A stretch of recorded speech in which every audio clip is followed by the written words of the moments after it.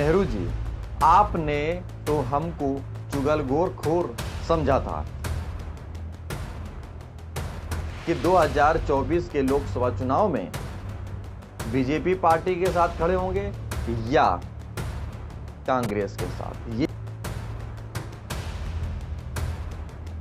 लेकिन सबसे बेहद तस्वीर जब निकल करके वरुण गांधी की आई तो सवाल खड़े होना लाजमी हो गया कि वरुण गांधी ने सिर्फ अपनी सतयुग, द्वापर और त्रेता युग में जब ऋषि मुनि यज्ञ किया करते थे तो तब राक्षस लोग उस यज्ञ में बाधा डालते थे। लेकिन इस समय चल रहा है कलयुग, और कलयुग में भी शायद अब चीजें बदल चुकी हैं। वो ऋषि मुनि नहीं रहे, लेकिन ऋषि मुनि के भेष में शायद कुछ लोग यहां भारत में हैं। कहानी क्या है हम बताएंगे, उससे पहले यह जान लीजिए कि वीडियो इस बात पर बनाया जा रहा है कि नए संसद भवन का शिलान्यास, उद्घाटन हो चुका है, जिसमें 19 विपक्षी दलों ने विरोध किया था। लेकिन उन्हीं विरोध के साथ में मोदी जी ने उसका उद्घाटन किया।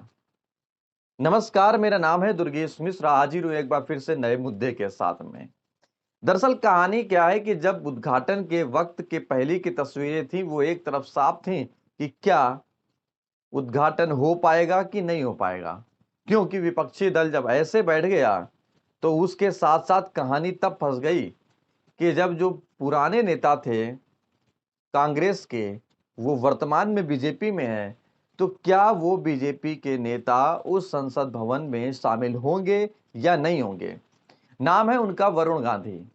वरुण गांधी ने अपनी मां के साथ सेल्फी लेकर ट्विटर हैंडल पर क्यों डाला?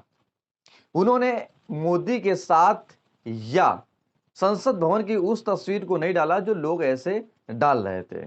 इस पूरी कहानी को समझिए सिलसिलेवार तरीके से। वरुण गांधी एक ऐसा चेहरा है जो उत्तर प्रदेश से आते हैं, पीलीभीत से, और उनकी मां सुल्तानपुर की सांसद से आती हैं।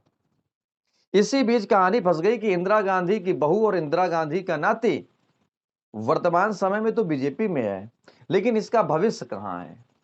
अगर हम भविष्य की बात करेंगे तो बीते दिन जब एक कार्यक्रम में वरुण गांधी ने बोला कि नेहरू गांधी के विपक्षी लोग भी नेहरू के मुरीद थे। उन्होंने बात की थी 1947 के दूसरे लोकसभा अध्यक्ष हुकुम सिंह की, यानी कि एक वक्त में नेहरू गांधी ने उनको कुछ बोला होगा, उसको लेकर हुकुम सिंह ने एक बार कान में जाकर बोला कि सर या नेहरू जी, आपने तो हमको चुगलखोर समझा था, फिर आज ये ऐसा ऐलान क्यों कर दिया? ऐसा ऐलान का मतलब ये हो गया कि नेहरू ने ही उसको यानी कि हुकुम सिंह को लोकसभा का अध्यक्ष बनाया था। लेकिन अब कहानी क्या है? 2024 के चुनाव में वरुण गांधी कहां खड़े हैं, मेनका गांधी कहां खड़ी हैं? लेकिन इन दो तस्वीरों के साथ में एक तस्वीर में वरुण गांधी के पीछे बिहार के मनोज तिवारी दिखाई दे रहे हैं। तो क्या यह माना जाए कि वरुण गांधी एक ऐसी मझधार में फंसे हैं कि 2024 के लोकसभा चुनाव में बीजेपी पार्टी के साथ खड़े होंगे या कांग्रेस के साथ? ये लेकिन अभी तय नहीं है। लेकिन सूत्रों की माने तो बीजेपी पार्टी वरुण गांधी का नाम काट सकती है और नए चेहरों को उतार सकती है। हालांकि वरुण गांधी को पहले एक फायर ब्रांड नेता कहा जाता था, उनकी छवि नेशनल नेता के रूप में थी। लेकिन यूपी में योगी और केंद्र में मोदी, जब से इन दो नामों की चर्चा हुई है और इन दो नामों का जिक्र चलता है तो वरुण गांधी का नाम दब जाता है। और इसी के बीच में वरुण गांधी ने यह तस्वीर डालकर साफ किया है कि अब जो मां फैसला देगी 2024 में, उसी को लेकर हम आगे चलेंगे। और मोदी के साथ या मोदी की फोटो पोस्ट ना करके ये बात तो तय कर दी है कि वर्तमान में तो योगी जी और मोदी जी के साथ में है, लेकिन शायद भविष्य वरुण गांधी का कांग्रेस में ही दिखाई दे रहा है। पहली बात।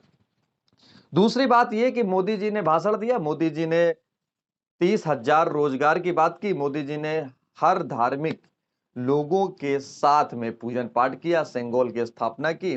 कई सारी ऐसी तस्वीरें आपने सुनी होगी, लेकिन सबसे बेहद तस्वीर जब निकल करके वरुण गांधी की आई तो सवाल खड़े होना लाजमी हो गया कि वरुण गांधी ने सिर्फ अपनी मां के ही साथ तस्वीर क्यों डाली, जिसका मैंने जिक्र किया। और इस वीडियो में इतना ही। आपको वीडियो को समझ में आया हो तो वीडियो को लाइक, कमेंट, शेयर करें और अपनी बात ये जरूर रखें कि क्या वरुण गांधी का बीजेपी पार्टी में रहना ही सही है या वो कांग्रेस में जाते हैं तो उनकी तस्वीर कुछ और होगी।